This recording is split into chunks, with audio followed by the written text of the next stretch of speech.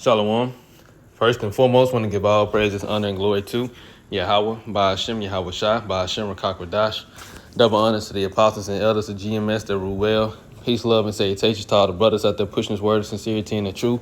Shalom to the brothers, sisters, and children out there keeping this word of sincerity and the truth. Okay, I just wanted to go into this quick lesson for this article that I had just seen. It says, UFO tracker shows thousands of eerie underwater objects lurking along U.S. coast. And then as you see right here, it says the truth is under there.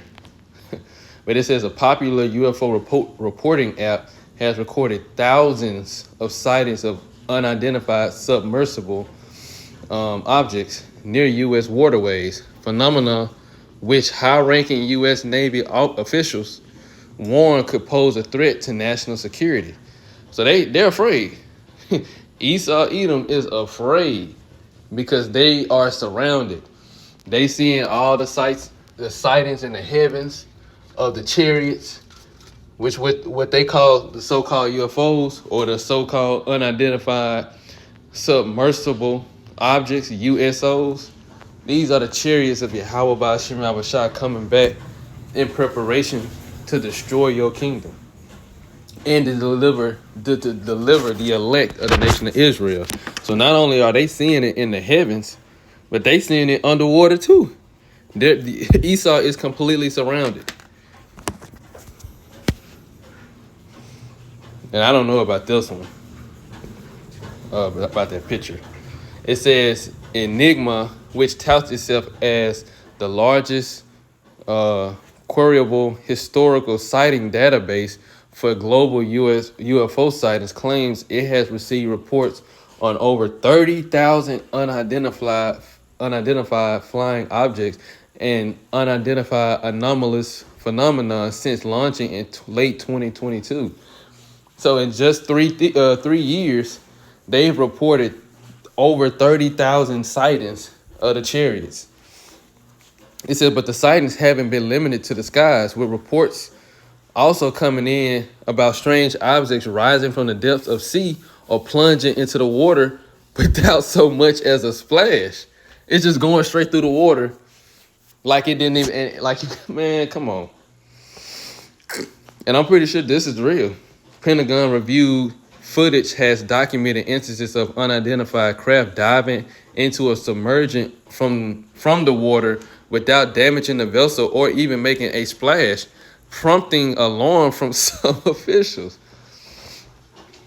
So basically they said, look, this thing came out of the water and went back into the water, and it didn't splash, it didn't make no big, the chariots, the angels are not subject to the same laws of the earth and how things operate as we are.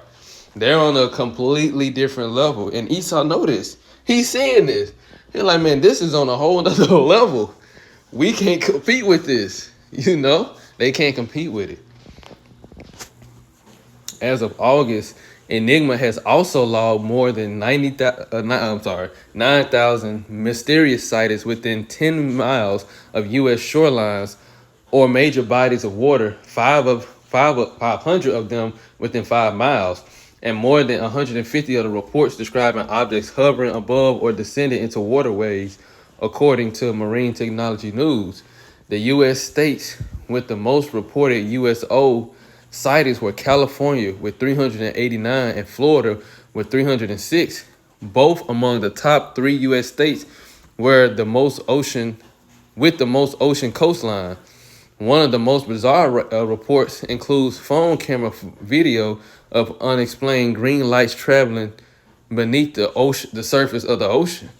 And this is the map that they gave of the thousands of reported USOs that they have been logging. So I'm not gonna read the whole thing.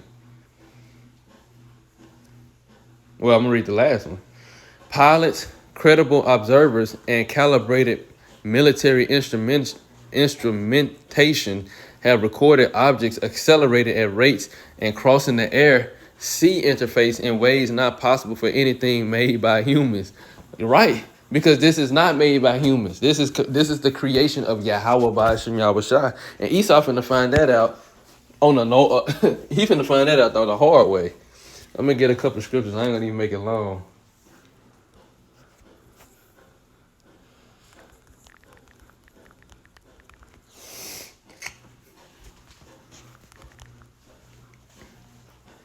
It's Psalms chapter 68 and 17. The chariots of the Most High are 20,000, even thousands of angels. The Lord is among them, as in Sinai in the holy place.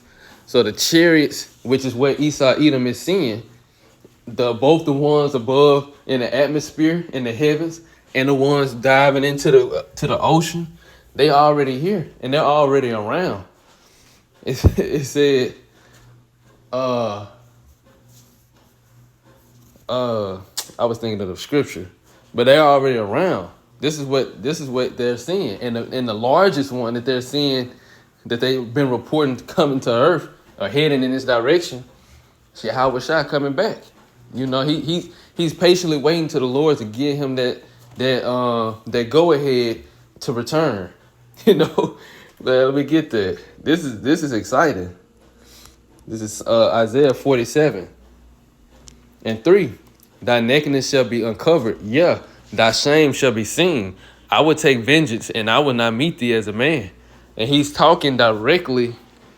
He's talking about his second return, when he come back to destroy this wicked kingdom and Esau's wicked kingdom. He was like, look, when I come back, I'm not coming back how I came the first time. I'm not going to be born on the earth. I'm coming back in my in my natural state, you know. And as we coming back in with the chariots of heaven, with the chariots of Yahweh Shai, Shai, like it said, the Lord is among them.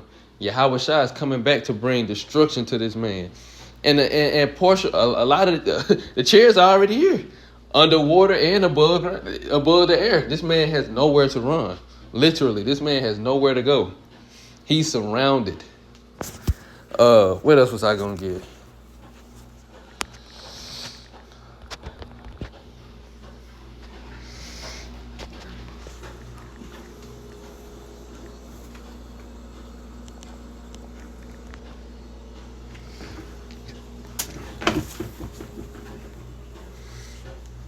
This is Amos chapter 9 and 8. It says, behold, the eyes of the Lord are upon the sinful kingdom, and I will destroy it from off the face of the earth, saving that I would not utterly destroy the house of Jacob, saith the Lord. In the sinful kingdom now, in today's time, in modern day time, is Babylon the Great, America. And who are the eyes of the Lord? The angels. Let me see if it say that. It might not say it. Matter of fact, let me see if it said what it say in a different translation.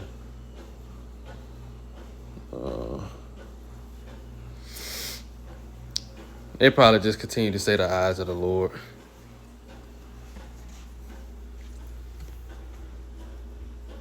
But it's talking about the angels.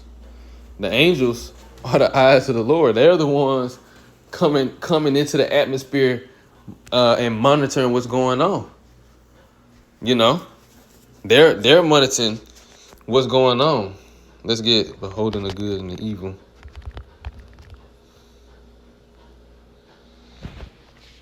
This is Proverbs 15 and 3. The eyes of the Lord are in every place, beholding the good and the evil. Right? They're watching. They're watching and reporting right back to the Lord of everything going on. Lord, this is what they plan. This is what they doing. You know, they watching everything that's going on, that's taking place. The Lord has been monitoring this earth this entire time. And now it's time for him. It's now a time for the judgment to come on Esau Edom. I'm laughing because it's funny. Because this man is really scared. He's really afraid of what's about to happen. What's about to happen to him. You know? And he should be. This is Revelation chapter 12. Verse 7. And there was war in heaven. Michael and his angels fought against the dragon, and the dragon fought and his angels. Now Michael is an angel, the archangel. It said, and his angels. So those that follow after Michael. It said they're going to fight against the dragon. The dragon represents Esau Edom, these nations. Well, Esau Edom. He is that dragon. And his angels, which is military might. So basically the spiritual realm and in this third dimension that we live in, we're going to go to war against each other. Angel Michael, which is going from the spiritual realm, along Yahweh Shah, Michael, the other angels, they're going to go to war with the people of this realm. Started with Esau Edom, which is the dragon, and prevailed not. Neither was their place found anymore in heaven. And where it said they fought in heaven, that means that the atmosphere, they're going to fight in the heavens. The chariots are going to be going to war with Esau Edom and his fighter jets and his planes and his military might. See verse 8 in the AMP. But they were not strong enough and did not prevail, and there was no longer a place found for them in heaven. Right. So they're going to, and I'm going to read verse 9 too, KJV. And the great dragon was cast out, that old serpent called the devil and Satan. And what does that mean? That great dragon. Because the old serpent, you go back to Genesis, where everything first started at, he was considered a serpent. And it's going into also his level of wisdom. That's what it's going into, his level of wisdom. He was, because a serpent and a dragon is also known for wisdom, or symbolic for wisdom. His level of wisdom, which was on the level of a serpent, now he's gotten all the way to the very end, where he got all this technology, you know, his power. He's come to the fullness of his blessing, which is the sword. Now he's that great dragon called the devil. Devil goes into El Diablo. I get that. Deceiver. Diablos. See? Prone to slander, slanderous, accusing falsely. A false accuser. And then metaphorically applied to a man who, by opposing the cause of the Most High, may be said to act the part of the devil or to side with him. But he is acting the part of the devil because he is the devil. You know? It's applied to a man. So that's letting you know it's talking about people. And Esau, even the so-called white man, does oppose the Most High, the cause of the Most High in everything he does. He has opposed the Most High. And then it said, and Satan. Now let's get Satan. Because people would think, oh, see, it's the spiritual demon Satan. No, it's not talking about the spiritual demon Satan. It's Satanus. And it says an adversary, one who opposes another in purpose or act, the name given to.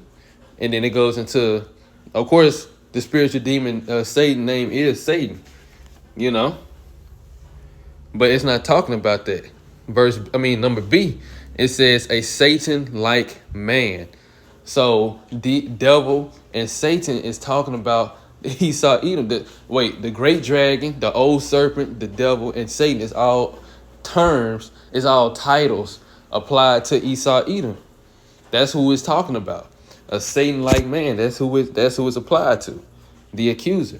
This is the one who is cast down, which deceiveth the whole world. And he did deceive the whole world through all his lies and deception that he has brought in this earth. And then in the AMP, it says deceives and seduces the entire inhabited world. It says he was cast into the earth and his angels were cast out with him. Right. Because once this man is destroyed, he has no more power, no more military might, no more chances to resist his judgment. Now his judgment has come. His kingdom has fallen. And now it's time for him to serve his punishment. You know, their nation. So I'm going to get one more.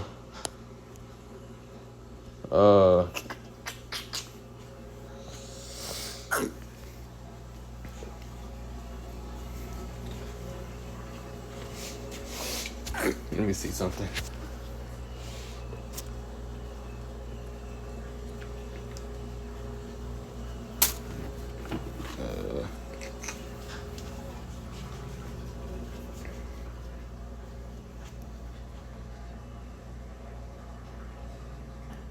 Okay, now I'm gonna get it in the KJV because it ain't said like it's need to in here.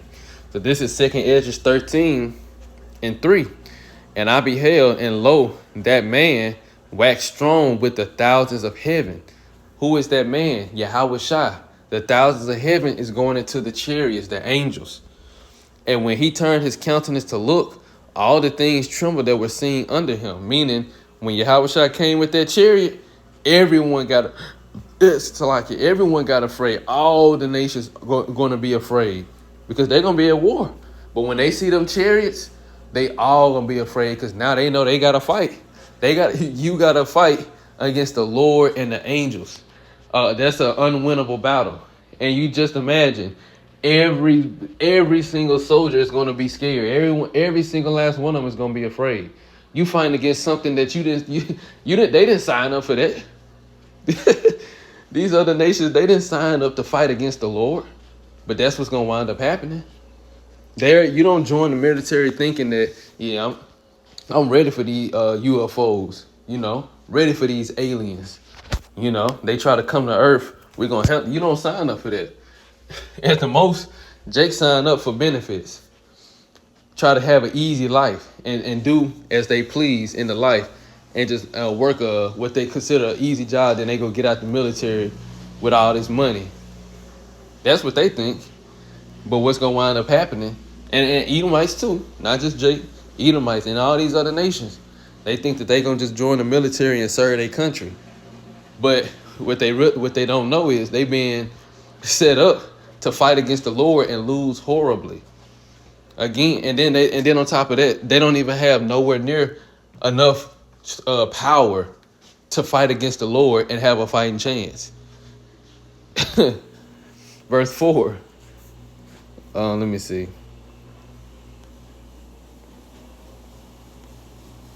I'm gonna just stop it right there.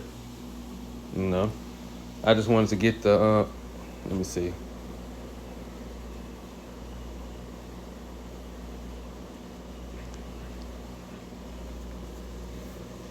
Let's see.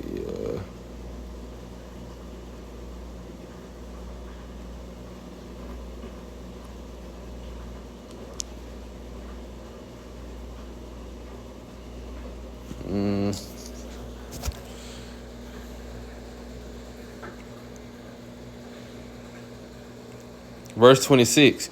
The same. Verse 25.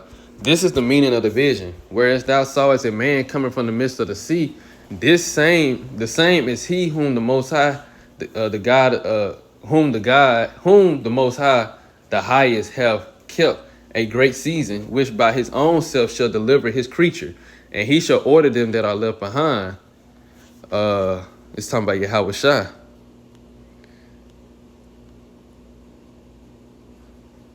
Verse 31. I'm sorry, 29. I'm jumping around.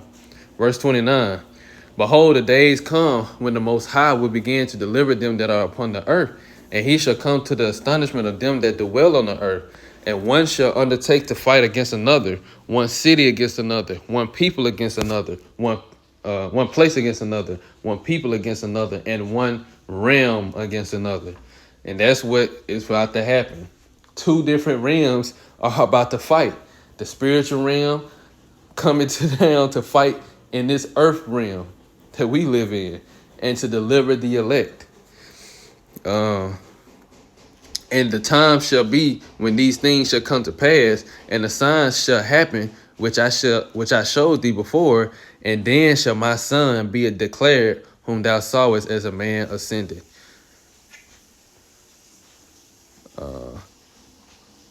So yeah, right, and slaves in the kingdom. That's like the title of Elder Yashawama just made in the video. Slaves in the kingdom. We're definitely going to have slaves of the other nations in the kingdom.